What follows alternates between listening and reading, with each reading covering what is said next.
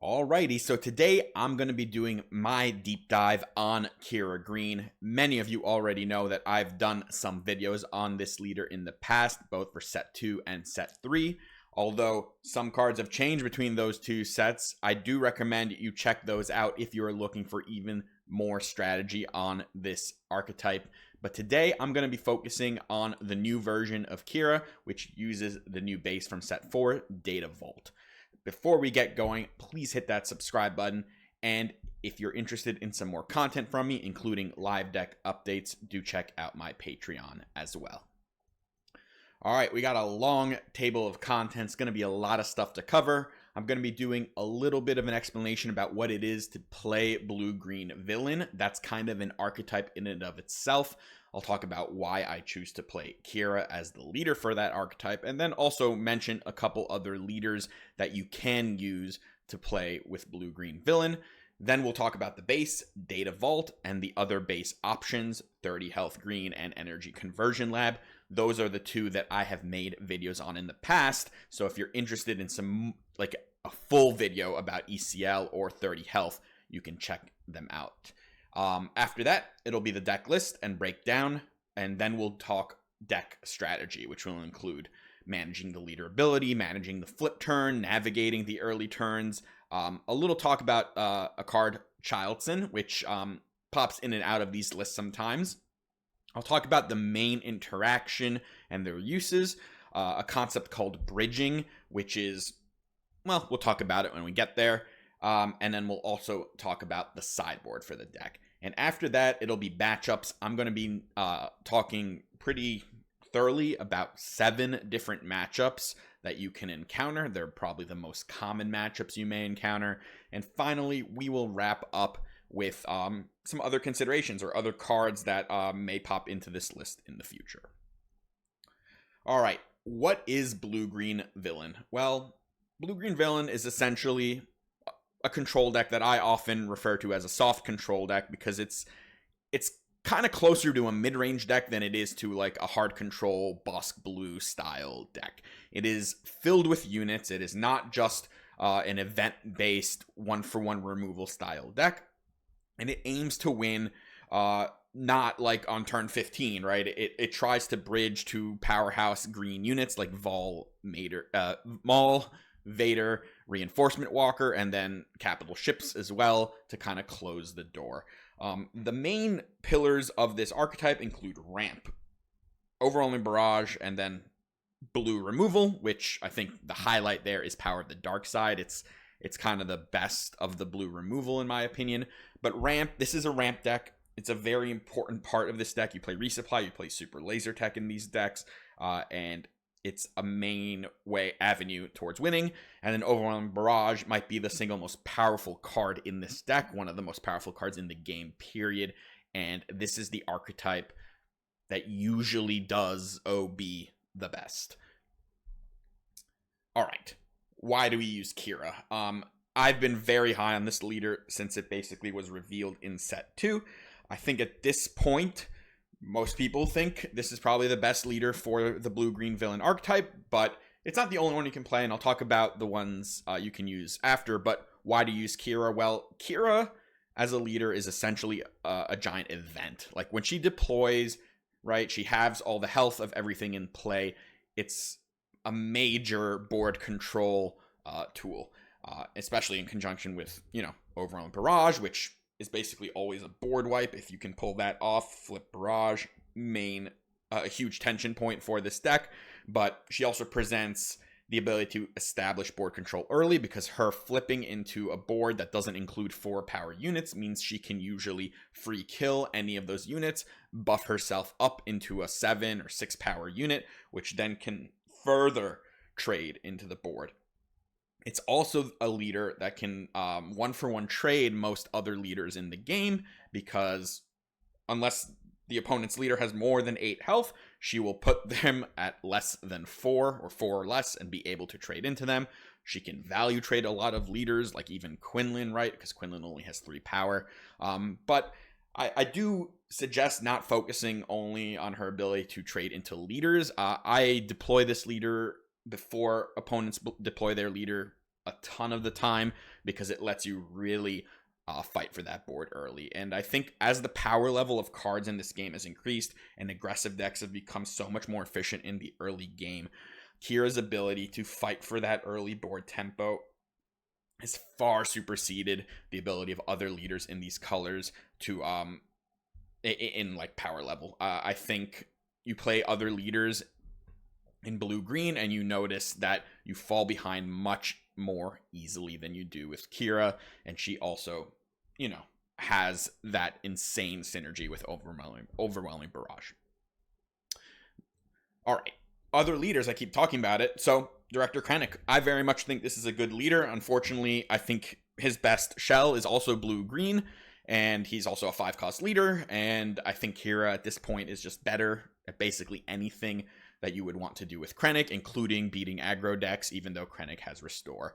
I don't think Krennic is doomed forever. I think I would like to see ways to build into blue villain that is more aggressive and that utilizes his ability more proactively rather than reactively. But until we get that kind of support, I just think that the power level of aggressive decks has gotten too much, and he does not allow you to stabilize boards as well as Qi'ra. I think you can make very good blue-green Krennic decks. I just don't think they will generally be as good as blue-green Qi'ra decks. On the other hand, you've got Palpatine. And this is a little different, right? Because a blue Palpatine, the goal there is to go over the top of like the other mid-range and control decks. You, of course, are playing the biggest, baddest leader in the game. What are you giving up? Well, you're giving up essentially the ability to beat Sabine. It becomes an like close to unwinnable. It's not unwinnable, but it's really bad. And you also like lose points into other aggressive decks. Like I think Qi'ra is better into something like Quinlan or even Han Green because those decks are a little fast, and Palpatine, of course, would prefer everyone slowed down. But he is also a force in these colors. You can use Colossus with him, which is, you know, we're using Data Vault with Qi'ra right now, but you can use Colossus, right? You can go to that 35 health with Palpatine. You can't do that with Qi'ra and Krennic unless you're playing mono blue, but overall, I don't think he fits into a metagame as well as Qi'ra does. All right, next up, why Data Vault? So, more health good, right? That, I think, is easy, right? You get 3 more health than 30. That's better. So, let's talk about this downside, and it is a downside. So, I would never play more than the minimum. 50 card deck is better than more than 50 cards. Unless you're getting something for it. And in the case of Data Vault, you are getting something for it. You're getting 3 life. And it may seem small, but I think it's actually a much bigger deal than it seems at first. Because this is not just about your ability, like those games where your opponent got you to like 30 or 31 and you won because of Data Vault. That's actually like the minority of games that Data Vault actually like is better than the other bases. The main reason this is better is because of the way your opponent has to play in the turns leading up to when they're trying to kill you. Let's take one example. You have 25 damage on your base and your opponent has a 5 power unit in play. If you are on a 30 health base, you essentially are in check. That's like a concept I call check, and a lot of people call that check, right? Your opponent has a lethal threat in play, and you need to either answer that threat or you have to claim, because if your opponent takes initiative with that lethal threat in play, they will kill you.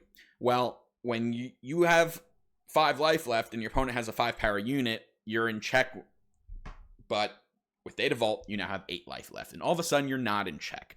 And what does that mean? It means you can play cards. It means you don't have to claim early. And by you playing cards, it means your opponent likely can't claim early because then they will fall behind. And this idea happens many phases in a game, right? It's not just like the turn you would be put in check. It's sometimes when you're at 18 life and your opponent has a 6 power unit, and when you were on a 30 health base, their plan might have been just attack face claim 6 and 6 and you're dead, right? But you don't. You have 15 life and 6 and 6 doesn't kill you anymore, and it completely changes the way they have to play. They might now need to kill one of your units with that 6 power unit, and all of a sudden You might not notice at the end of the game that you won because of that extra life. Maybe they only ever get you to like 22 in that game, but and you don't remember that, right? You're like, oh, okay, I was at 22. I would have won this game with 30. That's not necessarily true, right? Because of the way your opponent might have sequenced, knowing that you only had 30 life instead of 33. And this is something that's very difficult to quantify with this base, as well as with Colossus, the 35 health base.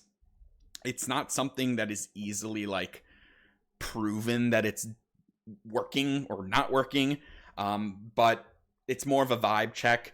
And in my experience so far, it's mattered a lot. And it's not that I want to play 10 extra cards. It's that right now I feel like the upside of the extra health is superseding the downside of the extra cards. And I want to talk a little bit about math. I'm not going to do this a lot. Just this. There's two main biggest downsides that get cited for Data Vault. Because those extra cards do dilute your deck, which makes it more difficult to start the game with a ramp, right? And that's one of the main arguments against Data Vault. This deck very much wants to play ramp early, and like that means turn 2. Like almost always, that's the best thing you can do on turn 2, and you are less likely to do that. So with a 50 card hand, you have a 55.5% chance to see ramp in your opener, or a little over 80% chance if you mulligan, right? So that's pretty high. Like with a mulligan, 80% to open ramp. And this percentage drops to 48 with your starting hand, or a little over 73% with a mulligan in a 60 card deck. So you've lost approximately 7% chance. It's still pretty high, right? 73 is still pretty high, but you've lost 7%, and that is not insignificant. I can't tell you like is how much life that percentage is worth. It's just something you should note. And the other most important thing is Barrage, because Barrage is probably the best card in the deck, and in a lot of matchups, you win because you play Barrage. The chance to draw Barrage by turn 3, and this does not include a mulligan where you specifically mulligan for Barrage. It's close to 50% with 50 cards and about 43% with 60 cards. So once again, about 7% less likely to do it by turn 3. Now, that's not the only turn you can ever play Barrage. I arbitrarily picked that just because, ramp into flip Barrage is a line that you can take often. But, sometimes you play Barrage on turn 4, turn 5, turn 6, whatever it may be. So just wanted to point these two things out because these are probably the two most important cards in the deck, and the biggest downsides for having the 60 cards. A lot of the other stuff that we play in this deck is incredibly redundant, but we can't get more redundant in the ramp and the OB, so that's why I chose to highlight these. All right, other bases. So Energy Conversion Lab, a big favorite of mine. The video I did in set 2, where I kind of first started playing Qi'ra, was with Energy Conversion Lab, and the video in set 3 actually focused on ECL and the 30 health, so you can get a ton of ECL content from me. I still work on the ECL version of this deck. It is much more mid-rangey than the other versions because it does require a certain amount of card slots being used for cards that are good with Energy Conversion Lab. So like Lone Pike, for instance, I don't usually play it. If I do, it's usually like a one of in the other versions, but it's one of the best ECL targets. Devastating Gunship, which is in the other versions, also gets ramped up in power level. And then you usually include more beef, a few more units, something like Gideon or Ki-Adi-Mundi. In space, even a card like Fett's Fire Spray, the new one, the 4/4, if you just need like another space ambusher. But you do have to include some of these bulky units that you wouldn't otherwise have in the deck, and because of that, it usually means your top end has to shrink a little bit. So you become a little more mid-rangey. You're fighting for the board earlier. You have to fight for the board earlier. You have less life, and ECL helps you do that. 30 maybe is somewhere in between the two. You don't bulk the deck up nearly as much as you do with the Data Vault, so your ramp and OB is more consistent. But you're giving up that early board fighting ability that Energy Conversion Lab gives, and you're not getting the extra health that Data Vault gives. So it kind of lives in between the two. It's relying much more on the fact that it is more likely to ramp and more likely to find cards like Barrage, and it plays somewhere in between the two.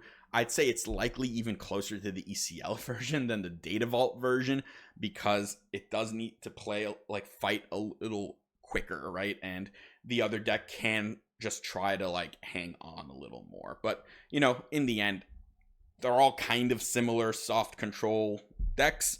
I just wanted to highlight a bit of the differences.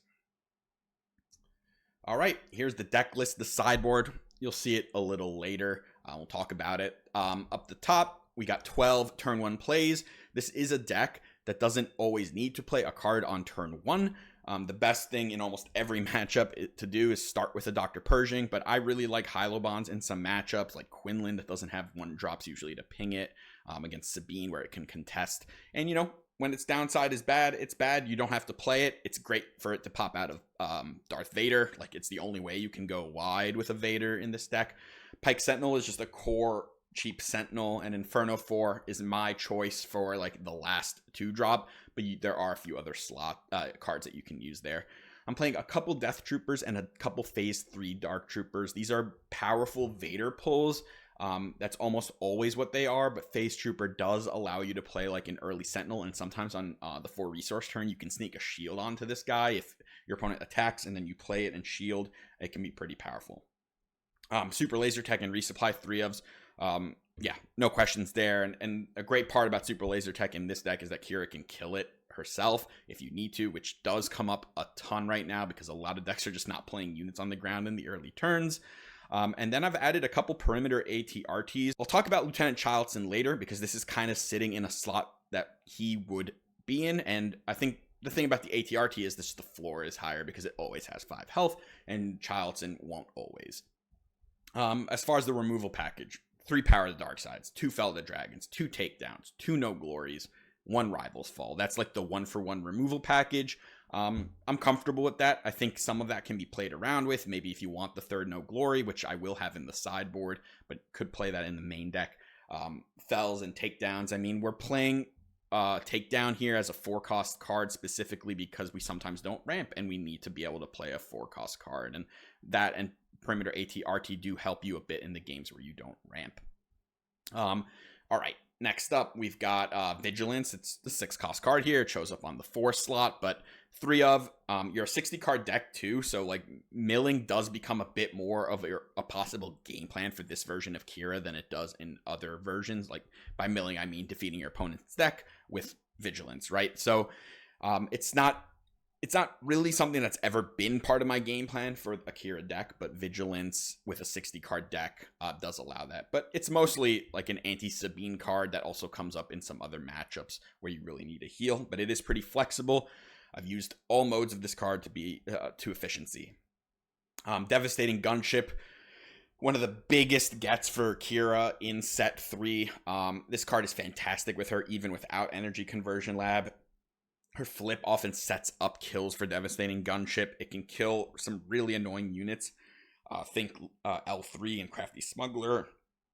And really important, on the 6 resource turn, Qi'ra can shield this, and then you can barrage off of it for 7. And that is a line I take quite often as well. The card is just very good, and it helps you close out games pretty well. Just a powerhouse card. Barrage, 3 of. Yep. Traitorous, a new addition to Qi'ra, something I haven't played very often. I just think it lines up right now pretty well into a metagame where people play pilots. Han Green is a very powerful deck that's pretty difficult at times, and Traitors gives you a lot of outs, especially to things like Chewbacca. I mean, Sabine plays that card as well. Now, Traitors isn't always fantastic against Sabine because of Poe's ability to destroy upgrades, but there are lines you can take. It's also just good into, like, hero mid-range decks like Anakin and Quinlan because they almost always just play a 3-drop on turn 2, and if you ramp, you can just take that card from them, and they don't have a lot they can do. Of course, there's Upgrade Destruction. It's more common, comes in post-board, and you can always board these out if you think your opponent is boarding that in. 3 Vader, 3 Maul. I mean, we're just bulking this up, right? Remember, this is 60 cards, so a lot of these cards that maybe at times I was like 3 Vader, 1 Maul, 3 Vader, 2 Maul. I only had 2 Reinforcement Walkers. Well, now there's a third of that as well, right? We're just adding copies of cards that were already in the deck, cards that are very good. And Vader and Maul are very good. Maul lets you one-shot all the leaders, basically, that you want to. Quinlan, Anakin, basically everything, except maybe Cad Bane, and of course the leaders that go bigger. But Vader, also one of the best cards in this deck, allows you to go wide, a very important card in a lot of matchups. And Reinforcement Walker, just really sturdy unit. I've just been really impressed with this. I've been playing it since like set 1. It's just a really good card. It's interesting that this like nameless uncommon is just sticking around in this deck kind of forever, but both card advantage in matchups where that matters, or the healing in matchups where that matters, very good. A couple copies of Super Laser Blast, and I think you can play 3 of this deck, of this card.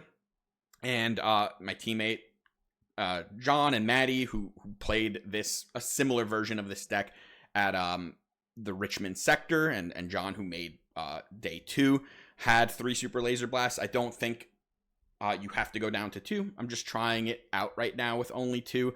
But this deck does function much better as a Super Laser Blast deck than other versions of Qi'ra, because you have more health, so you're able to kind of bridge to your Super Laser Blast turn more cleanly.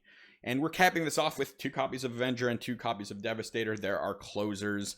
I've been actually very impressed with Devastator and less impressed with Avenger in this particular meta than I have in past ones. I've almost always defaulted to Avenger, but Devastator's actually kind of overperformed Avenger. But they're both good cards, and they're your finishers.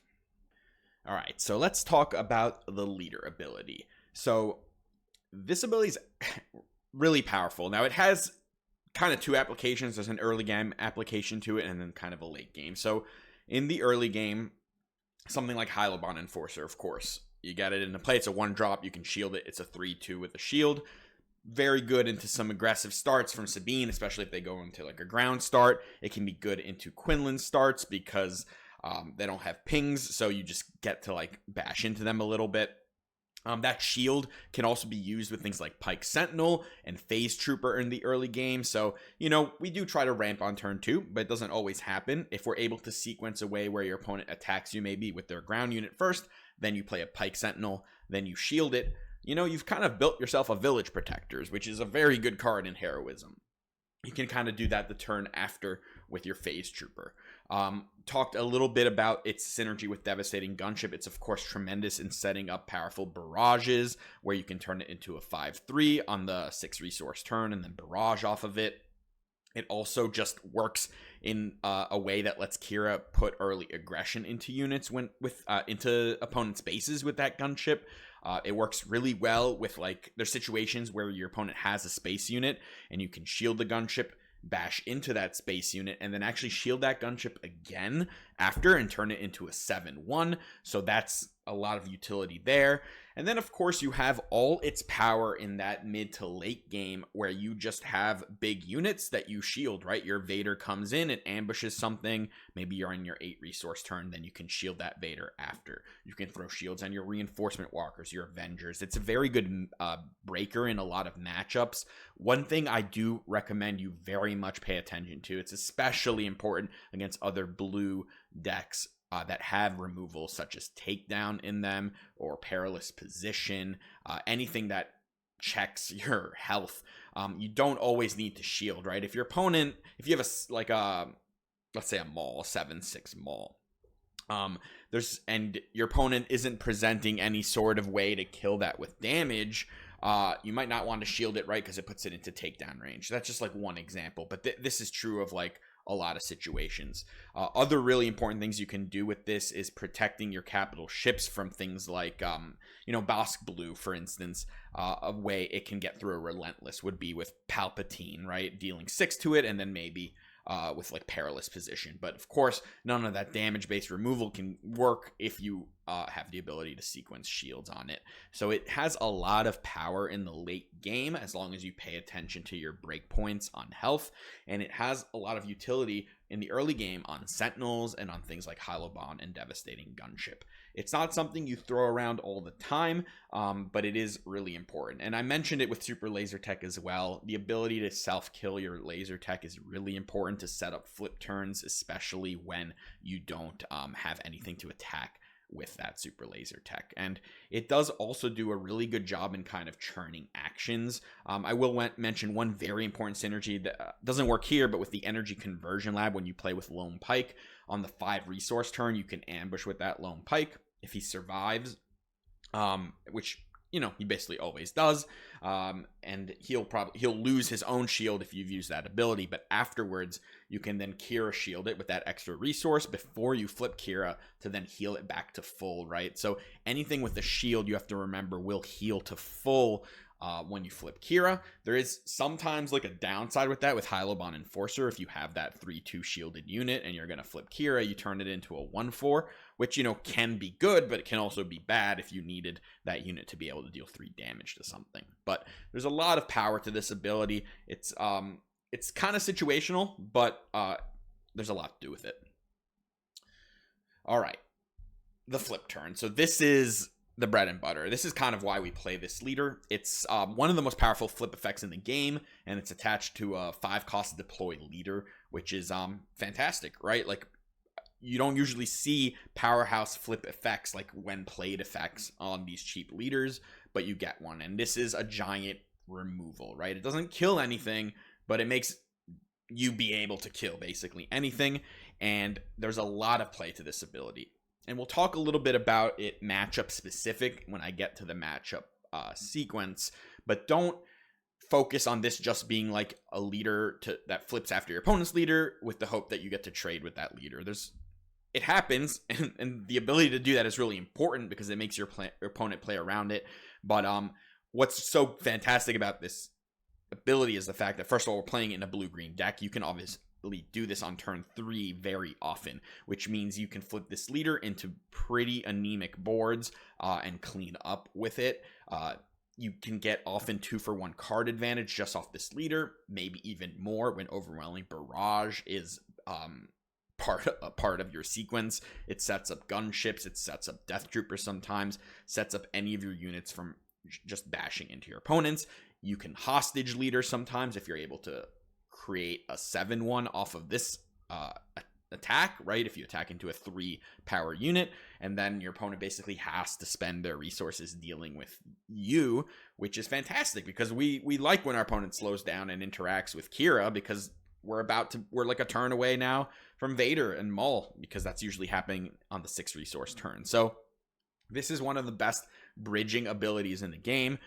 Bridging is something I refer to in terms of like going from like your early to mid to late, right? Like you're trying to bridge that early to that late game, because that's when your deck really takes off. You're not a very good early game deck, but because of Qi'ra, you're able to bridge through that really well. And there's a lot of nuances to this ability. It's one of the most important things about this deck is knowing when and how to flip, knowing all the ins and outs of like how it heals shielded units, of how what kind of things you can get punished from flipping too early, like what kind of cards in your opponent's deck can punish you flipping too early, how you can churn actions before flipping to make sure you can get as much value, when to flip and then not even attack with Qi'ra, just early claim so that you can then set up a barrage or set up some removal or some way to make life more awkward for your opponent.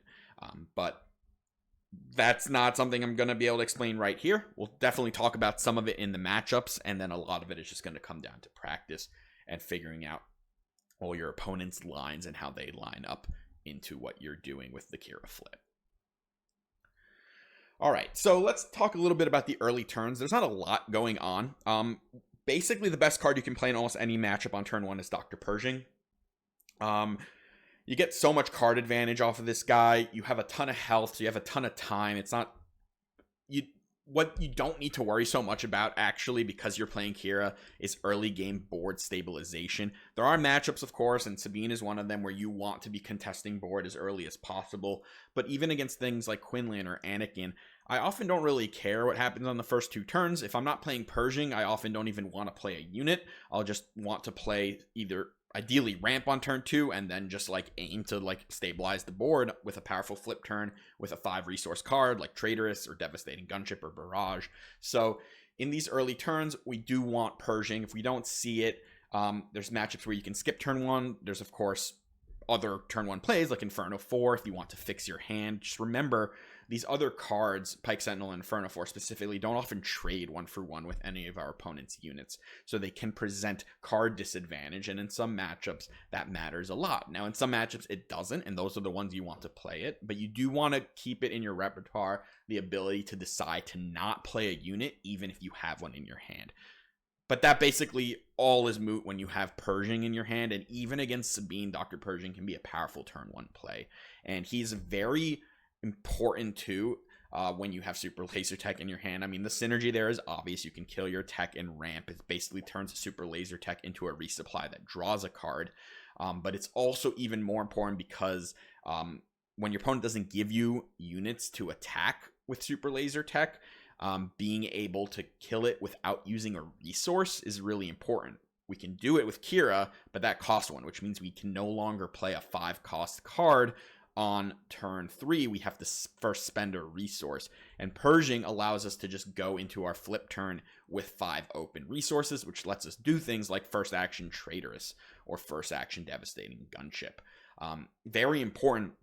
And even when your opponent does have a ground unit for Super Laser Tech, when you attack with it, you're giving your opponent an action, which means, yes, you have 5 resources that turn, but if your card was Traitorous, maybe they're going to attack with the unit you would want to Traitorous or something like that. So that's why that Pershing Super Laser Tech is kind of the god start for this deck. That's probably like the best 1-2 card you can have in your opener. It's not going to happen all the time. You're playing a large deck, but keep that in mind.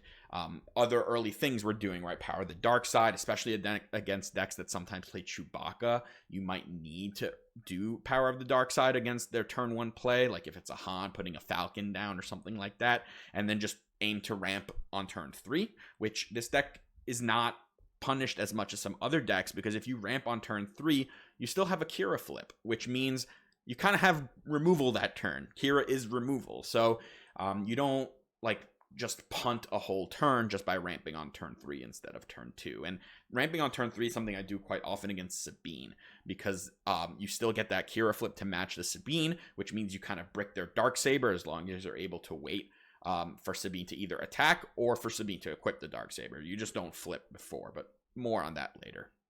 There's some other things you can do early. We have the Phase Trooper and Death Trooper. They're not fantastic turn 2 plays, but in a pinch you can get them down. But these are kind of the ways you need to think about your early turns. You're not doing that much damage mitigation the first 2 turns. You just don't really have the tools for it other than Power of the Dark Side. And it's not vital in all matchups because of your giant life pool. All right. I did promise I would talk a little bit about Childsen. We have the AT-RT in that spot. It's a 3/5 Sentinel for 4, and Childsen, of course, can be way bigger than that. So this was played by my teammates. I mentioned that at Richmond. 3 times Childsen in the deck. Instead of the AT-RTs and the Phase Troopers, there was also a 3rd Super Laser Blast, if you're wondering about some of the differences there. But the deck is almost entirely the same. Childsen has a high ceiling, but a very low floor, and you have to be comfortable with that because, first of all, in this deck, you're not aiming for a 6/6 Childsen. It's a 5/5 that you're basically looking towards.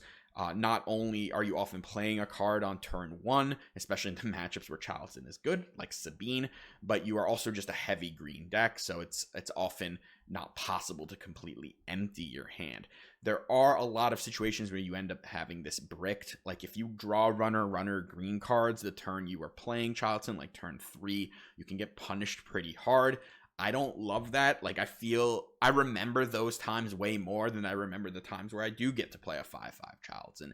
And that's something you just need to understand will happen sometimes.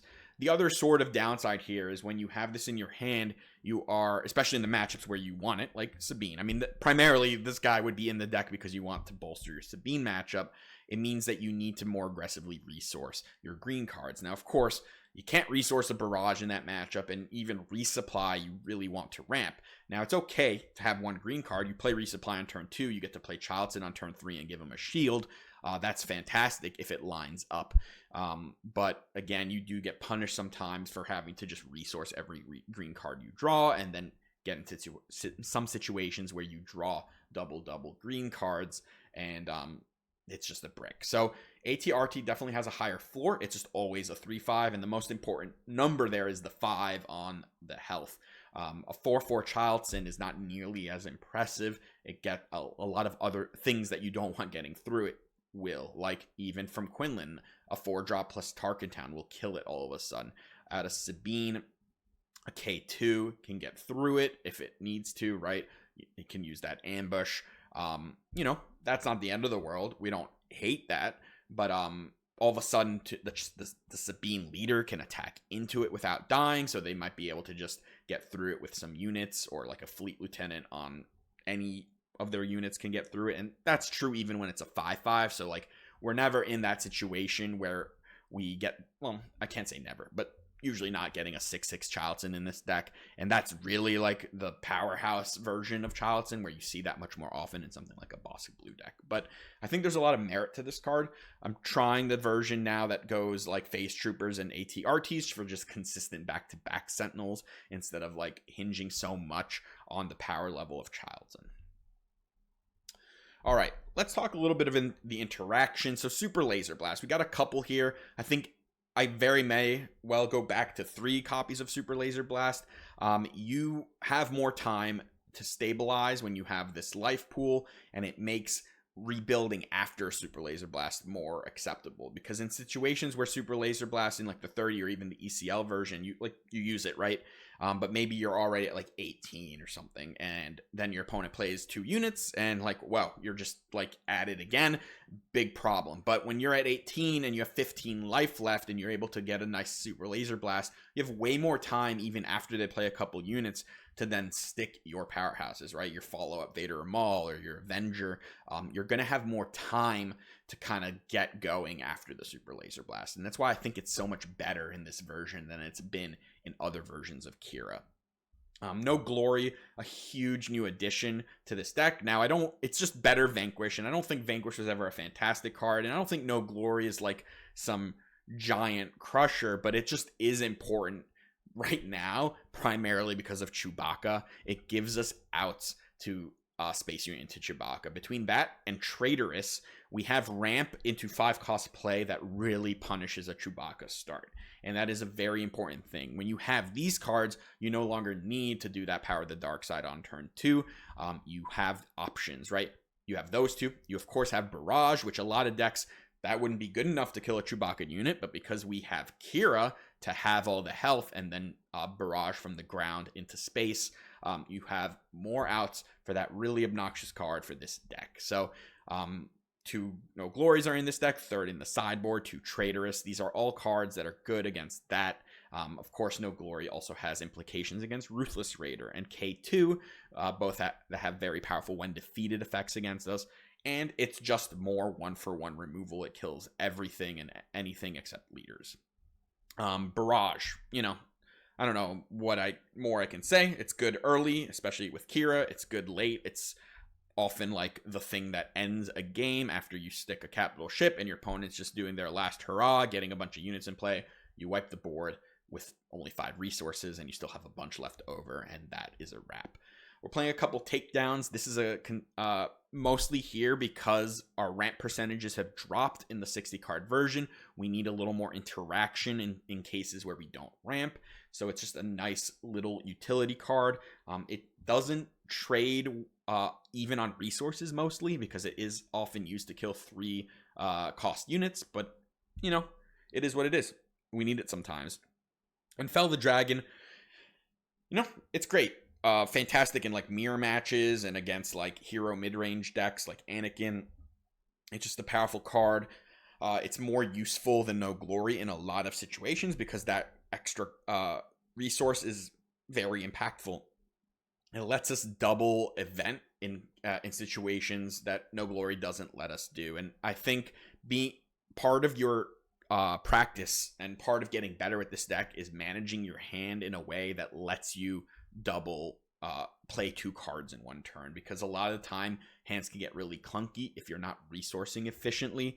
And be like a game where you are at like 9 resources but you kept No Glory Barrage instead of Fell the Dragon Barrage, and all of a sudden you can only play 1 card and you didn't give yourself the opportunity to have 2 answers in one turn to what your opponent was doing, are games where you can lose. And I think resourcing might be one of the trickier things to do in this deck, because you need to try to stay flexible. I've also thrown 1 copy of Rival's Fall in this deck. You know, I think at its best, it's good against Anakin and Cad Bane. These are 6-cost leaders that we have less one-shot abilities for. Of course, we have Power of the Dark Side. Maul can take care of Anakin, can't hit Cad in one shot. But Rival's Fall, when you have this in your hand, especially against those decks, it does let you change the way you play a little bit.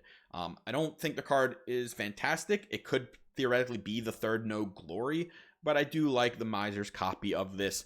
You know, it could also be the 3rd Super Laser Blast. So like there's room to maneuver here. All right, bridging. I mentioned this, and this is a little bit of a concept of just like bridging or connecting your early game to your late game. So there's 1 turn in particular I want to talk about, because it is kind of the trickiest turn to navigate, and that's the 6 resource turn in this deck. On 5, we kind of know what we got, right? We've got our Qi'ra Flip, which is awesome. We have these powerhouse 5-cost cards in Devastating Gunship, Traitorous, Overwhelming Barrage, which can really help us manage that turn. But on 6 resource, we don't have much, right? Once we get to 7, we've got all the Vaders and Mauls we could ever dream of, and that's what we're trying to bridge to. But you should be thinking about this 6 resource turn very early in the game, because it very much matters what you're resourcing to make this turn effective. Of course, Vigilance for 6 is something you can do, but Vigilance for 6 is not always great, and especially into a lot of different decks. I like having the option to play 2 cards in one turn. Of course, if I could always say I have 2 Power of the Dark Sides on that turn, I would do it, but you won't always. But ramping on that turn in conjunction with something like Power of the Dark Side can be very effective, getting you to 8 resources, which means you can drop a Reinforcement Walker the next turn, or potentially a Vader and still shield the unit that comes out of Vader or Vader himself. Or, of course, the biggest thing is the Super Laser Blast. And that is why double ramping in this deck is actually even more important than it's been in like the ECL version, because we are playing Super Laser Blast. So bridging your you bridge to your 5 resource turn to your 6 on that 6 resource turn for ramping, we're all of a sudden in a Super Laser Blast position. And if we have any sort of board presence that turn, it really puts our opponent in a tricky situation, because you're sitting on 8, and if they deploy too much, you can blast, and if they don't do enough, you can do something like a Vader or Maul, and they don't know which half of, like, are you going to go more board aggressive with the units, or are you going to just wait to wipe everything and then go into your Star Destroyers? And it does present tricky situations. So we aim to bridge our early game, right? I spent a lot of time on early game, which is mostly us doing nothing and hopefully drawing a Purging and ramping, and then like playing 1-for-1 removal on 1 turn. We talk about that bridging to our Qi'ra turn, which if we've ramped, we get to do that as early as turn 3 and really aim to stabilize the board. Then we want, from there, our goal is to bridge either to our Vader Maul or to our Super Laser Blast. And that is why resourcing all through these early turns matters so much, because you want to stay as flexible as possible. You want to be able to pivot to Vader or pivot to your Super Laser Blast plan. You want to be able to pivot to a Barrage or potentially just fight on the board with a gunship. And it's difficult sometimes to account for everything, and you have to really learn your matchups and know like which cards are going to be vitally important for each of them. And we will spend a lot of time on matchups, so this is just something I want you to kind of think about as you're playing, is resourcing, right? Plan out turns, plan out your 6 resource turn as early as you can. Start thinking on turn 3. Is your goal like Vader that on your 7, or is your goal to actually try to like stall into a blast and then rebuild from there? and stay as open as possible. And one last thing to remember here is on that 6 resource turn, there is that very powerful shield plus 5 cost play. It often does involve Gunship Barrage, but it doesn't have to, right? Being able to shield something and then play any of these 5 cost cards can be powerful. And you should remember that that shield is certainly part of the math of your resources. All right, so before we get into matchups, I just wanted to talk about the sideboard a little bit. So currently, there's 3 top targets in it.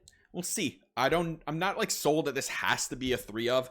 It's primarily for Sabine. There's a few other matchups that are more fringe that you might bring them in, like the Boba Pilot deck that is like a burn deck. You might want to throw top targets in there, but it is primarily a Sabine card. We still think that matchup is pretty difficult. We're getting it kind of close. I think with tight play, you can get it close to even, but maybe Sabine is a little favored, and that's okay. Like, you're not going to be favored into every matchup, but top targets definitely help a lot in that matchup. And since Sabine is a popular deck, I don't mind voting 3 sideboard slots that are basically exclusive for that deck. I've put the third No Glory. I think this card can come into basically any matchup. Honestly, this is a card that you'll probably bring in for something in every matchup. The reason I play cards like this in the sideboard sometimes is because I know that there's a lot of cards in my deck in every matchup that I want to cut. And having like a jack of all trades kind of card that you can just bring in. This used to be in the previous version of the deck. It was a Maul. I would just bring in 1 extra Maul against every deck by cutting something that was bad in a matchup. And that's what just No Glory is right here. It's just a filler card. You'll bring it in basically all the time. I can't think of a single matchup where I wouldn't bring it in for something. And you just find something in your deck that's bad in the matchup. The Palpatine's Returns. These are for any grindy matchup, so that will include, of course, mirror matches and against any control deck. It's absolutely core to our plan against Bossk Blue, which we'll talk about later, and it is fantastic against any decks playing discard. So you bring 3 of these in against Quinlan. If they ever throw a random discard at you and you get to pitch a Vader or Maul and bring it out a turn early, it sometimes means GG on the spot. 2 Relentless. This is for the Bossk Blue. This is a core piece of beating that matchup. Now, it's not a very popular matchup, but if you don't have this card, you're going to be in a world of hurt. It's also something, of course, you'll bring it into mirrors. You sometimes bring this in against hero mid-range decks. And 1 Annihilator, trying this out. This could honestly just be the 3rd Devastator that might be better. But, you know, I want to see if just going over the top of all these capital ships, being able to zap them all. Your opponent plays a Devastator, you Annihilator, you get rid of all the Devastators at once, and then you've got this one defeated effect and a giant ship. So trying it out as like kind of a mirror breaker. In reality, I think this sideboard's pretty tight, and I think there's also still some room to maneuver here. I think the first cards I would look at potentially changing if I wanted help in some other matchups would be the 1 Annihilator, and then maybe cutting a top target. The rest, I think, feels pretty core, unless that No Glory ends up in the main deck, and then, of course, you get to just have another slot there. All right, let's get into some matchups. I'm going to do a breakdown of 7 different matchups that you are likely to see. 6 of them are quite common. 1, maybe not so much, but it's one that I get asked about a lot. I'll give you some tips into these matchups, some key points. Of course, I can't cover everything that you would need to know about all these matchups. I do a lot more like deep dive and like coaching style analysis on my Patreon, on one of my tiers. It is something, if you're interested in getting even more nitty gritty information, you can check it out there. But let's take a look at some of the most common matchups now.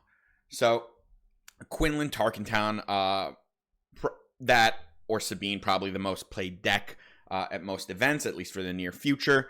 So how do you manage Quinlan with Qi'ra? Now, I think a big thing with Quinlan is actually true for basically any deck you might play into it. It's how to navigate their discard plan. They have 2 halves to this. One is their targeted discard plan, which includes Spark of Rebellion and Qi'ra. Qi'ra, of course, is not discard, but it's hand disruption. And then the non-targeted part of it, which is Ahsoka and Force Throw, where you get to pick the cards. And you have to navigate both halves of this throughout the game. And the first half with the targeted discard, a lot of it is about keeping redundancy, right? So if I open a hand that has 2 ramp, I am not resourcing either of those ramp cards against Quinlan. I'm just going to keep them both. If they turn 1 or turn 2 spark me or something like that, I don't get bricked. As far as things like Force Throw and Ahsoka, right? Ahsoka, of course, you get punished harder if you have if you only have units in your hand, especially if you absolutely need to be able to attack with something, which is not always the case in the Qi'ra deck.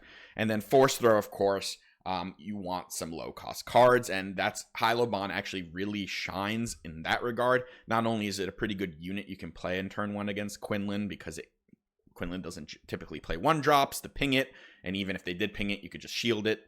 But it's also a very good fodder unit. It's an important part of your sequence on your flip turn as well.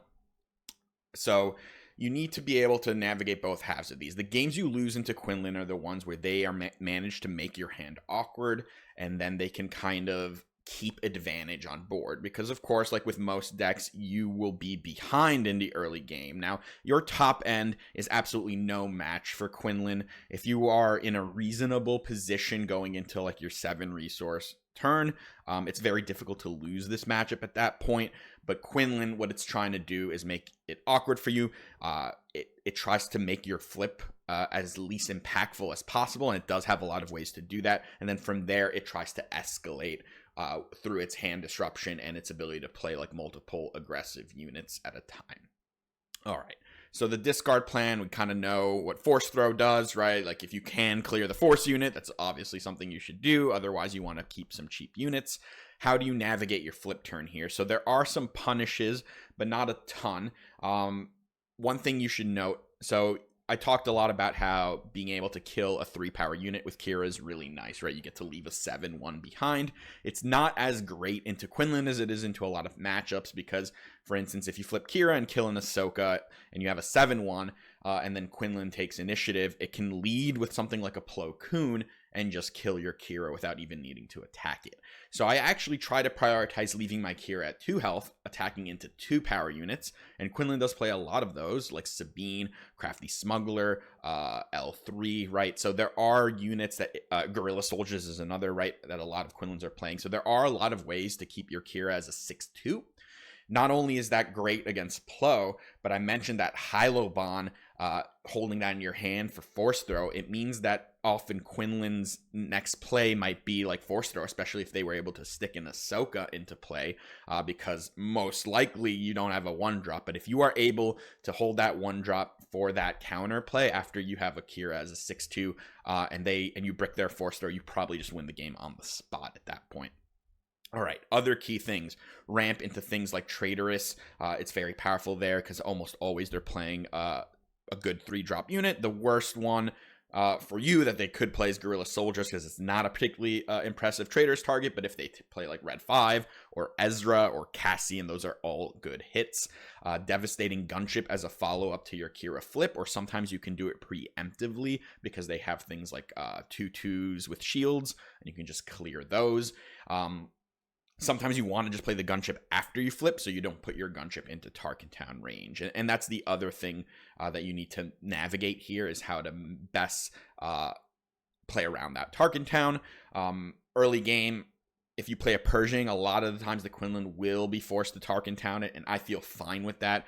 Even if I'm not even able to get a card off the Pershing, but you usually can get a card from it. I usually won't play something like a Pike Sentinel or Inferno 4 on turn 1 to Quinlan. It's mostly not going to create any sort of card advantage.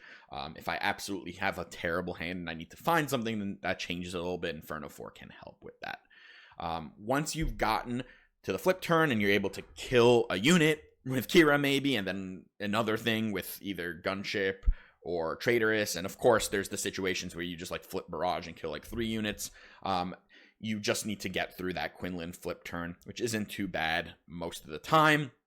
And do note that Quinlan does have a bit of an issue pushing tons of damage very quickly, because basically all its units only hit for 3. So you just need to bridge, and we talked about that bridging concept a lot, into your 7 resource turn, because Quinlan does not really beat you once you start playing Vader's Mauls, and of course Reinforcement Walker is an absolute nightmare for Quinlans in general. Overall, I think this matchup is favored for Qi'ra. Not like a blowout, but like pretty strictly favored in my opinion for Qi'ra. All right, let's talk about Sabine, the other most popular deck most likely. And this one can be tough for sure. They do have some early lines that sometimes you feel like you just never had a shot. They often include things like Chewbacca or Wing Leader, and those are very key cards that you need to watch out for. This is a deck where sometimes you just have to power the dark side on turn 2 and not even worry about ramping, which is okay because ramping on turn 3 against Sabine is actually perfectly acceptable because it means you can match your flip turn with her. But if you don't have an out for Chewbacca on your 5 resource turn, which means usually think something like Traitorous or No Glory, then you really need to consider Power the Dark Side if your opponent started with a space unit. This is a matchup where I will always play a unit on turn 1 if I have one. Your best ones are Hyloban and mostly Hyloban, especially if your opponent's starting on the ground. But Pike Sentinel can be pretty good too, especially if you also have a super laser tech, because then between the two of them, you can usually kill your opponent's turn 1 ground unit. Pershing's actually not that bad on turn 1 into Sabine ECL when you are playing your 33 health version, because you have a bit longer. So that card quality, card advantage you can establish can really help set up things. Barrage is the most important card in this matchup. The games where you can barrage, your win percentage will go up very high. And you really do want to match the Sabine flip turn if you can. It doesn't mean you have to ramp on turn 2, like I said.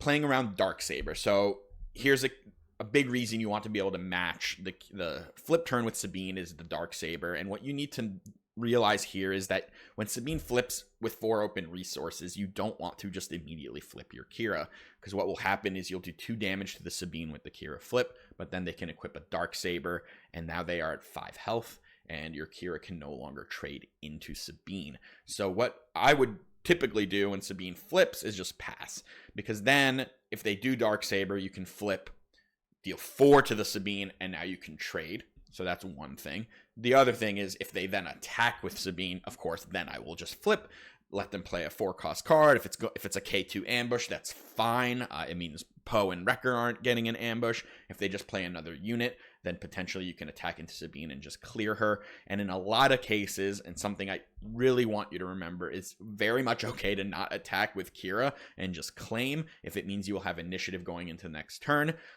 Obviously, very important if you have barrage, because then you can just barrage first action. It puts her at 6, which means that the Poe can no longer ambush value kill her. But it also, if you don't have barrage, gives you a chance to draw barrage. And if you don't draw barrage, of course, then you can first action still kill the Sabine. So it's not like she gets to attack you. So just remember that it's often not correct to attack with Qi'ra straight up. You do want to manage your board in such a way that even if they do Poe ambush you, you have an answer immediately to that Poe, and maybe create a board situation where Poe can't kill 2 units at once, like with its ambush and its 2 damage discard ability. And then, once again, it can be beneficial if it's the Poe ambushing and not the Wrecker.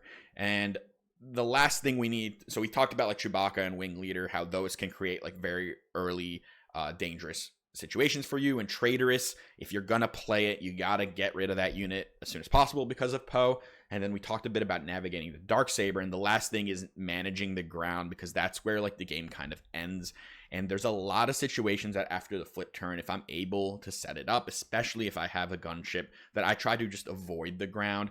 The gunship can really just kill Sabine pretty quickly. We have a ton of health. They only have 25. If you are able to avoid ground, they don't have many good ways to deal with that gunship, and you can just keep throwing removal on the ground or barraging from space and things like that. And you can't get wreckered if that's the case. These games can go pretty long. I've won games against Sabine with Devastator. You're just stalling once that card is in play. Space is locked down completely. Ground, they only have a few options left. Usually involves something like Cassian pushing damage. Remember that card exists. And remember that in Quinlan too. Cassian is a game stealer sometimes, a very important card in this matchup. Manage priority or initiative in this matchup, and don't be afraid to get chip damage in. So even as early as like turn 2, okay, I have an Inferno 4 in play, my opponent plays Cassian or something. Okay, why not? A lot of people sometimes just claim because everything is about being defensive, right? But they claim and they don't actually have a way to kill that Cassian off the rip, or it doesn't even matter if they do. They probably shouldn't, because then Sabine gets to flip uncontested. So at that point, why not just get 2 damage in with that Inferno 4? Let Sabine get initiative, or better yet, Sabine might not even ping because they want to maintain initiative, and then you've actually just saved yourself 1 damage, and you've put 2 on them. And you'll start to realize that Sabine's life pool is very much a detriment to her in this matchup sometimes, and you should be keenly aware of when it's time for you to start attacking base, and sometimes that happens as early as turn 2. This isn't just the kind of matchup where you just sit and wait and wait and wait and wait and control and control and control, and then like finally like you've exhausted them of everything. Like, they will draw into damage eventually. You need to defeat them. You need to kill their base as soon as possible, and all that damage early on matters. They have absolutely no healing in their deck. You need to really think about clearly when you should be pushing damage, and especially when you have 3 Mauls in your deck and you're able to do burst damage all of a sudden with that Overwhelm, it can be very important. All right, next up, Han Green, the next probably most popular deck. Very powerful, a kind of deck that has not only very early aggro lines, but also late game grind capabilities. Now, their late game grind usually improves post board. A lot of these decks are not even playing home 1 in the main deck, but game 1, Chewbacca, we talked about it with Sabine. It's important here as well. Now, I think savvier Han players won't be focusing so much on their piloting strategy against Qi'ra because it's very all in, and you do have a lot of outs, right? Like, anytime you can ramp into a Traitorous or No Glory into a Han who like went all in on a pilot, you probably win those games. You also have the ability to barrage from the ground. But this is the kind of matchup where Super Laser Tech is sometimes a liability because you won't be able to have 5 resources on the flip turn unless you have a Pershing to kill it. So do remember that as well. If you don't have the outs Chewbacca, of course, Power of the Dark Side becomes a turn 2 play potentially, and it's not even that bad because if they went turn 1 Falcon, it means they're actually just down a card, and you kind of get up in card advantage. Pershing, absolutely fantastic here. You do want to like manage a bit on your life pool early, but it's not like tremendously important considering that you do typically have some time. Where some issues line up for you against Han is that they are a very good deck at deploying multiple threats at once. Between cards like Ewing, of course, home 1, Poe Pilot, and then their small units, especially small sticky units like L3, Chewbacca, powerful space units that are like overstated, all the Falcons and stuff. They can keep going and keep maintaining board constantly. They also play a lot of smuggle. Because of this, it's sometimes difficult to ever actually turn the corner against them because you constantly need to answer their units. And the best way, and we talk about barrage a lot, but it is usually the best way to actually like close the door, because that's the kind of card that not only lets you kill multiple units at once, but is cheap enough that then lets you immediately answer another refuel attempt by Han. All right. Let's manage the flip turn here. It's not too bad in this deck. There's no longer DJ, so it's not something we ever like. It used to be something we constantly had to think about. Okay, it flips. If I can't stop the Han attack, it can DJ me. So like, how am I managing this? It's not as important anymore. If I like flipping before Han most of the time because it means sometimes I can brick the Han. Right? There's not a lot that can go real bad for you other than Blue Leader. So do please remember that card. It's a 5/5 ambush on the ground. You don't want to flip into a situation where they can just immediately Blue Leader your Qi'ra. Other than that, their ground units are all chumps for Qi'ra. She eats them all the 2/2s or the 3/3s or the 3/5s that they might play. and then she grows, and then Han immediately has to find a way to answer her, because otherwise she just sits there, threatens giant barrages, threatens to one-shot their leader, and stuff like that. Not a huge deal. If we ramp and get into like our Vader Maul turn following up that Han flip turn, we can really stabilize off of it.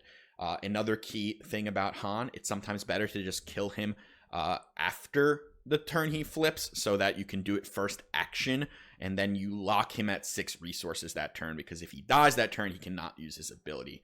And some savvy Han players might actually suicide their Han into your Qi'ra so that he dies on his flip turn, so that they can go to 7 against the next turn. But if you are able to sequence in such a way that forces a Han attack before he can suicide himself, and then you can first action kill him, locking them on 6 that next turn can be a major pain for them. Managing tech. So tech is not nearly as scary anymore, and it's not a kill on sight in the early game, in my opinion. There's not a lot they can do that's particularly threatening from tech early on. Even with 6 resources, like the best thing they can do is usually play something like a Qi'ra. And of course, you want to defeat techs. You have plenty of ways to do it, but it's not like that turn 2 tech or whatever, turn 3 tech is not some game-breaking thing anymore without DJ. And although you should keep an eye on it, you shouldn't like sell out completely just to defeat that tech. Post board, this does get a little more challenging. They grind much better. They'll play home ones. Sometimes they'll play salvages. And this deck does grind very well. Like I said, it can present multiple units and waves of them, and some really annoying ones. The L3 is particularly annoying because it's the kind of unit that usually requires 2 actions to defeat, unless you're willing to spend a bunch of resources on it.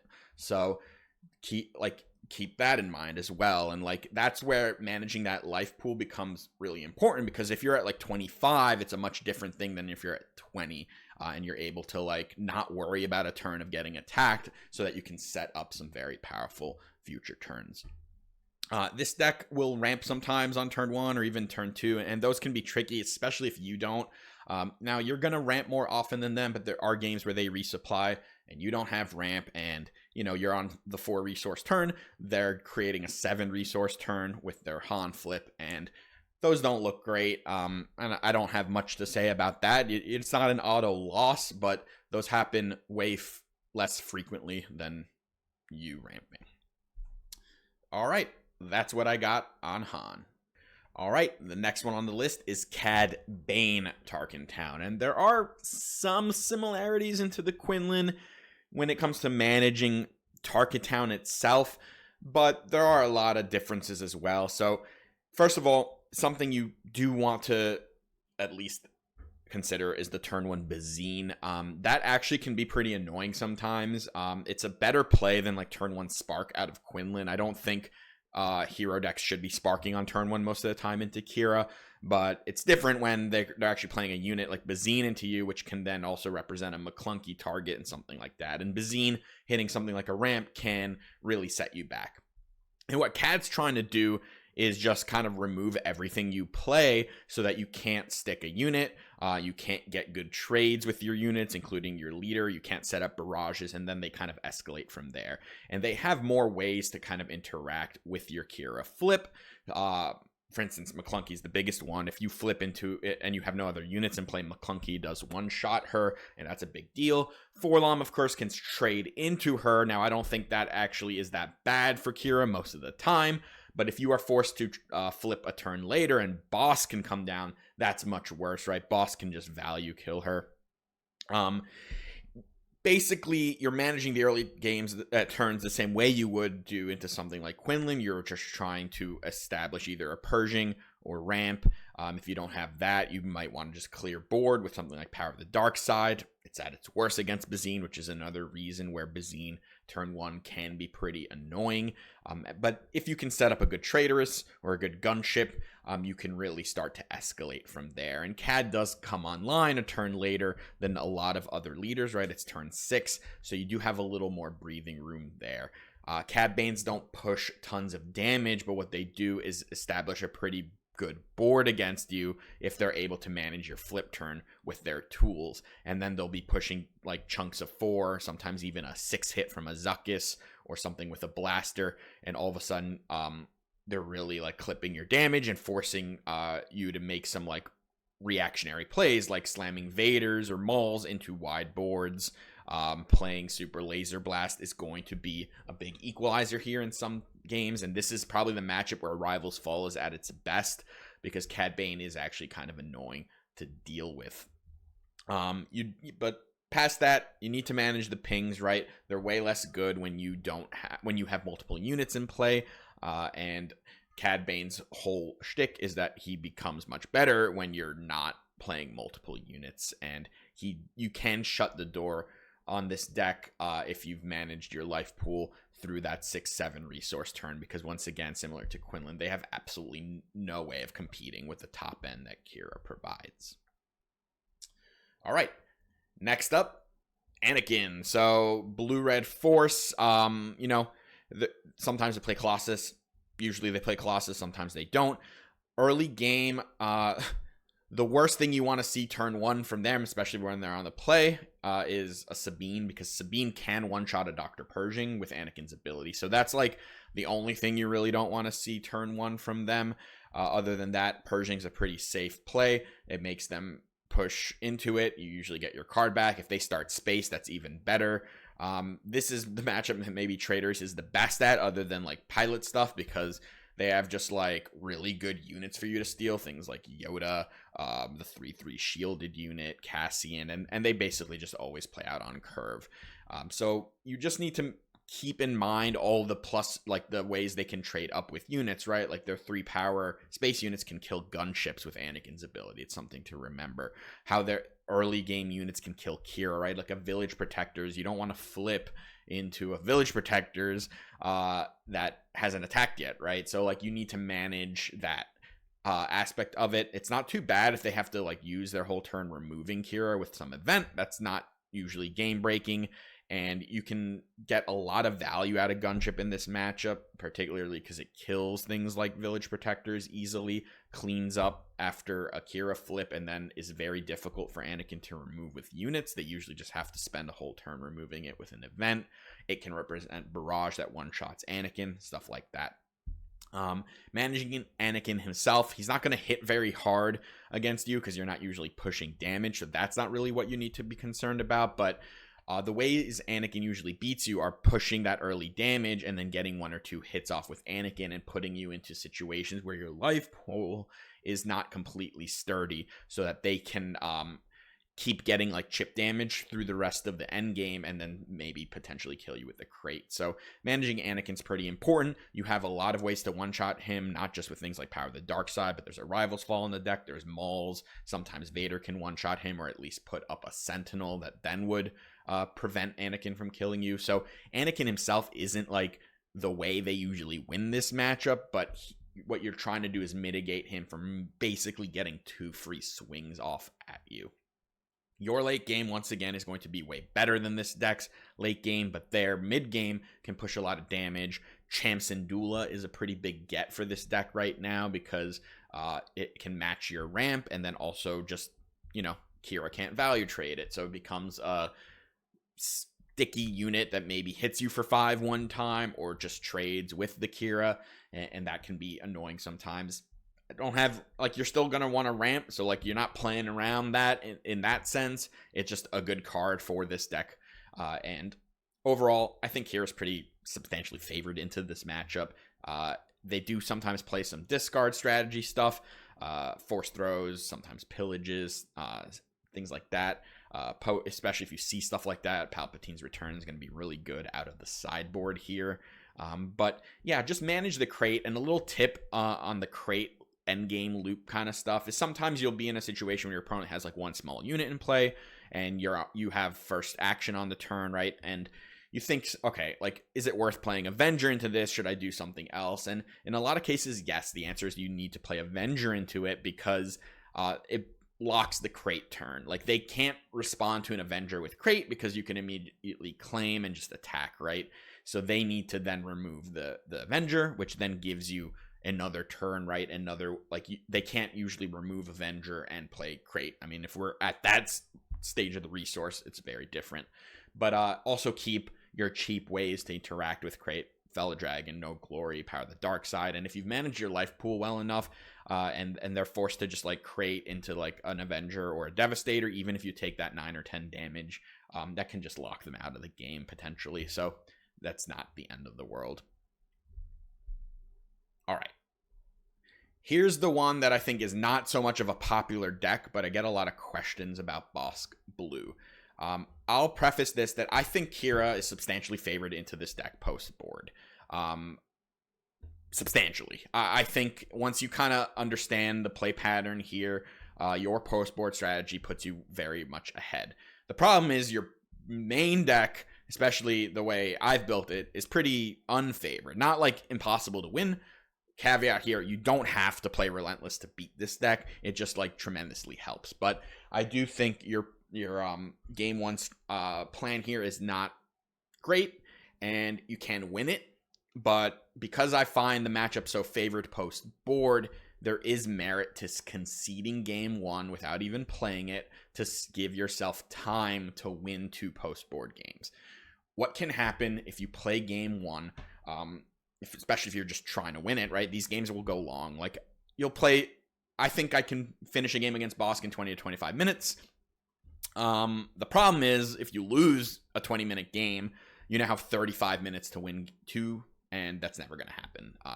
The Bossk will never let it happen because they no longer are incentivized to try to beat you. They're just incentivized to not lose to you, and that's a perfectly fair strategy. That's not cheating, but they can just grind game 2 out and just go for a 1-0 win, and that is perfectly acceptable strategy for them.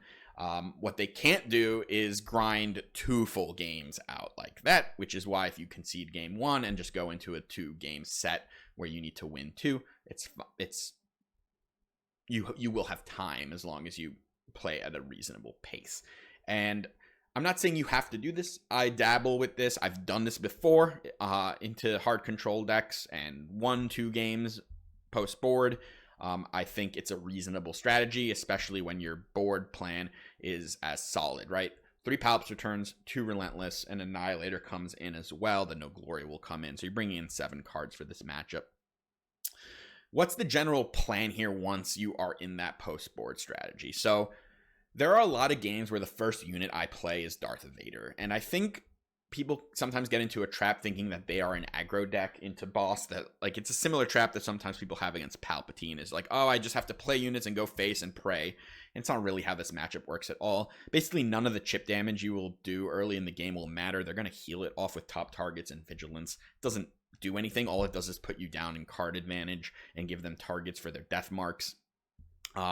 Their whole deck is just like redundant removal, and most of the removal in their deck is actually kind of bad against a lot of the units you play, right? Open fires, if they play force chokes, things like that. Like, the good removal is just the hard removal. Fellow the Dragons, No Glories, things like that. So as long as you're able to not like play into really big blowouts, and one of them can be sometimes like a double triggered death mark, it's something that's the early game thing that I'm mostly trying to navigate. Now, I've still won games through a double triggered death mark, but I want to like block that as much as possible. You can use your leader to flip into a Bossk, which is good.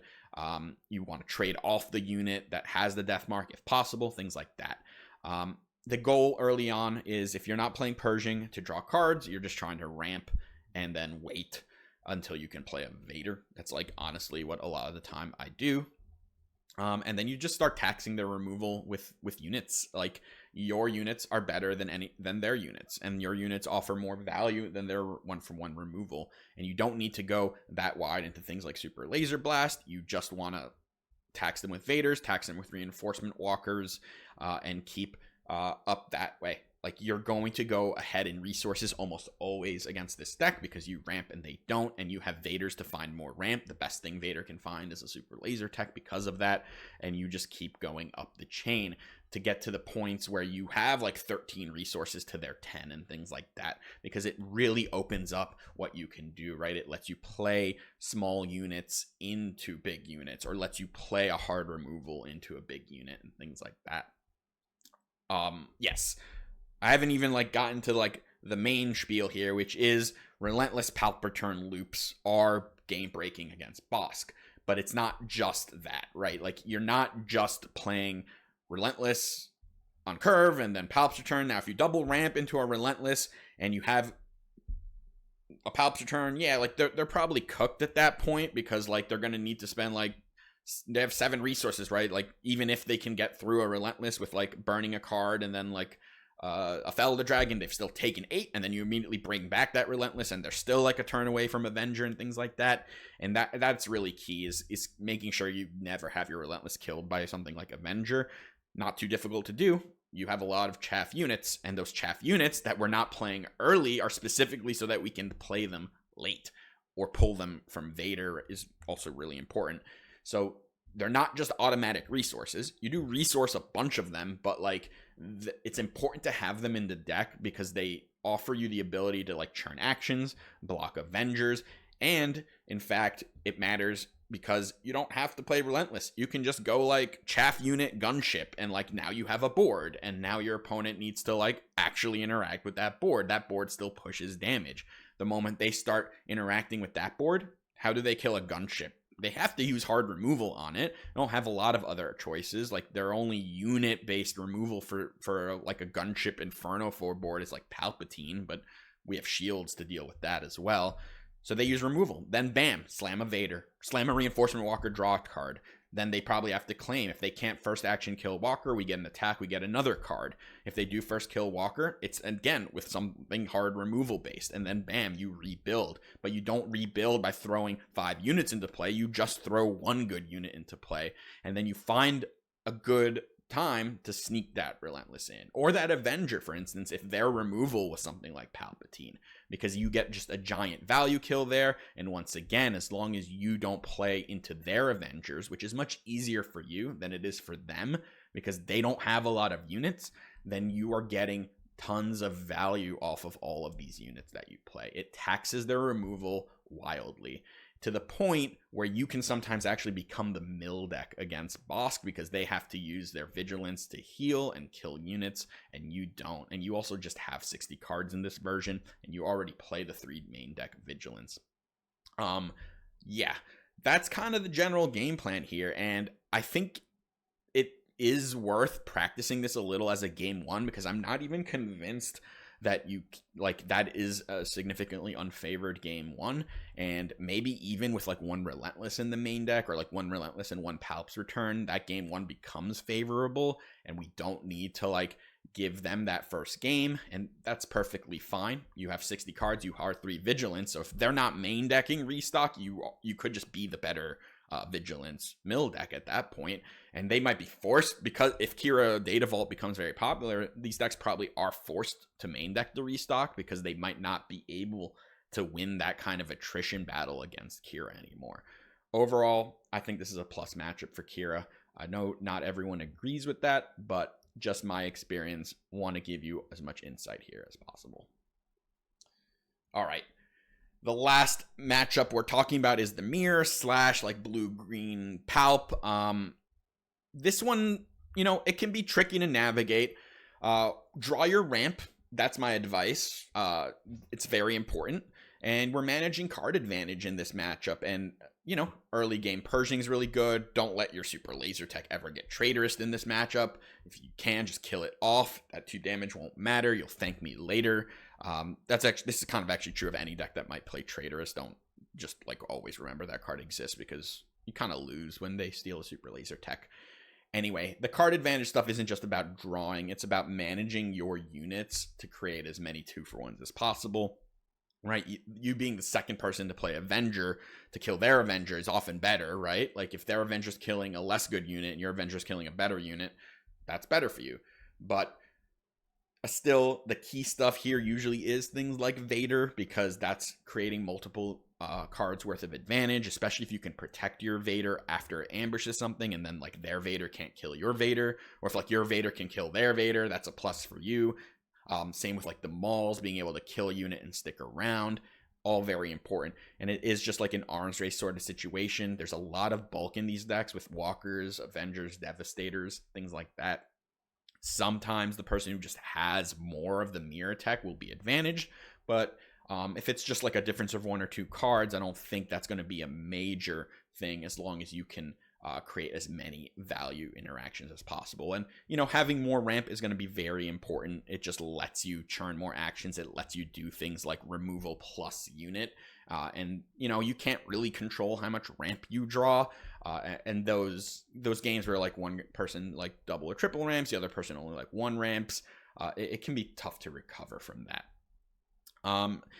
Now, this matchup has maybe changed a little bit now that there's 60 cards in this mirror, because milling does become a new angle here. It's not going to be plan A, but you probably do need to like more proactively keep those vigilance in your hand, something that I was often resourcing in like the ECL days of like Qi'ra ECL mirrors or like Qi'ra 30 mirrors, because it was much less likely to devolve into that kind of game plan. But it might now. These decks also just have more like removal for the big units, so they tend to not stick around as much. But I still think most of the time these games are not going to come down to that. They are going to come down to who can get as many value trades as possible, stick that big unit, force their opponent on the back foot, and then be able to be the one that gets the base attacks with those units before your opponent has to remove them. A little bit with the Palp stuff now. Palp at like base line versions is favored into this deck because they're playing very similar card pools, but Palp is just like a mirror breaker when it comes to his leader. He's just a much more impactful leader than Qi'ra is, because he generates card advantage and is just like a giant body that steals a unit, right? So it's very difficult to like be the person that plays Avengers and stuff like that when the other person can steal such a unit. So managing that Palp flip becomes very important. I don't really subscribe to the idea that you need to be aggroing out the Palp. It's not really possible anyway. I do just like killing all his units and shutting down his draw engine, and at least managing one aspect of his like mirror breaking ability. And then the best thing he can usually steal for you is like a Darth Vader, because at least you've gotten the value out of the Vader already. And those are the kinds of ways that you want to put Palp into like a pressure situation where like they need to flip. They do get a big impact from it, but it then finally unlocks you to play your big units. Now, I also think this matchup has changed pretty drastically with the Data Vault version. It's another reason, and another similarity to like how the mirror has changed is that all of a sudden milling the Palp becomes an option, and he's playing 50 cards and you are playing 60, and you have a bunch of redundant removal, and all of a sudden maybe we are just the control deck into the Palp, because yes, they have a more impactful leader, but that leader doesn't matter that much if we're not like trying to aggro them. Like he's not gonna, like, you can just reset board with Super Laser Blast. It's like probably the keyest card in this matchup. If you were facing a bunch of Palps, definitely go up to the 3 Super Laser Blasts in the main deck, or at least in the 70 cards. But it's a big reset here, and if you just end up in an arms race sort of situation, similar to how like the Qi'ra mirrors would work, but you have 10 more cards in your deck, then yeah, like just vigilance becomes another win con option here that they don't have access to. So back in the day, we definitely said Palp Blue was favored into Qi'ra Green. I'm not sure right now, like, is what I'll tell you. I'm not entirely sure which matchup here is kind of favored, because Data Vault actually does just kind of change the structure of this matchup a little bit. But worth exploring. Ramp again for both of the mirror, for all these like blue-green villainous mirror style matchups, is incredibly important, and turn 1 Pershing is incredibly important. You know, you can't control that too much. It just is what it is. But past that, there is a lot of strategy involved in how you manage all your top end. All right, that's the end of the matchups. So we got one last thing to talk about, and that's just some card call outs. that are worth investigating further. Confiscate, you know, it's the cheapest upgrade removal in the game. If you're looking for more outs for something like Chewbacca, Darksaber, it one-shots pilot leaders if those ever become popular, which I don't expect them to, but it is a decent option to throw in this deck. Timely Intervention is another one. This deck notably does not have any smuggle, so I've put Lone Pike here as well. And like, I would want to find space for like one Lone Pike just to have that option, but Timely Intervention is another decent card to include. It's at its best with Reinforcement Walker, getting that when played and on attack all at once, so it definitely is an option.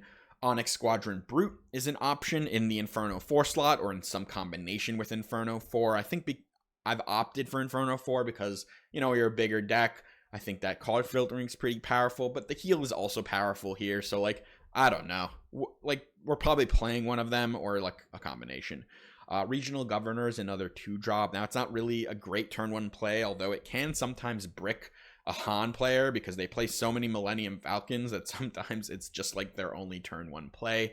But it is more of like a later game early play, which is why I don't love it replacing one of the 2-drops or turn 1 plays. It's more of like an addition one. Entrenched, solid removal. It would be another out for like the piloting stuff in Chewbacca, or like just if we're going to play Entrenched, I'd probably also want like the 3rd Super Laser Blast because it's more of like a delaying tactic. If you can't really engage in the battlefield that you've entrenched a unit, so if there's something in space that you've entrenched, you can't really go into space anymore, and vice versa on the ground. TIE Dagger Vanguard, I've seen this pop up now and then, usually in like a Death Trooper slot. I think Death Trooper's floor is higher because, you know, you always get the damage, but TIE Dagger can do a similar thing with Vader. You, of course, need to ambush first. You can't wait to see if you draw the TIE Dagger Vanguard because it's when played will happen automatically if you opt to not ambush with the Vader first. But if you do, it can do that Magic 7 with Vader, and it does just do like a decent cleanup job, similar to Death Trooper, except it can also do it in space. Merciless Contest, I keep saying it's another way to like interact with that turn 1 space unit that you are scared might get Chewbacca or Wing Leader or something like that. And I didn't include it here. There's also a 4/1 Ambusher, the Escort Skiff, which I've played in the ECL version. And that, although the card is not like great, it does the same thing, right? It can kill a turn 1 Falcon. So between that and Merciless Contest, if you're looking for more outs there. Perilous Position, if you see lurking TIE Phantoms start to increase in popularity, this can certainly be an option. It kills Leet as well, which can be really annoying, and it does have like utility against a lot of leaders. Iden, it's okay, and like if I was playing this, I would probably want like Onyx Squadrons and Inferno 4s so that I can like turn to Iden more reliably. It's does give you an element of like aggressiveness that might not be present in this deck currently, and it does let you like push a bunch of damage, especially if your opponent's not suspecting it. Childsen, well, we had a whole discussion about Childsen. It is certainly an option. It was in my teammates' decks going into Richmond, and it pretty much would be in that AT-RT slot. Lone Pike I mentioned. I think having like one of these in the deck is certainly something interesting to consider.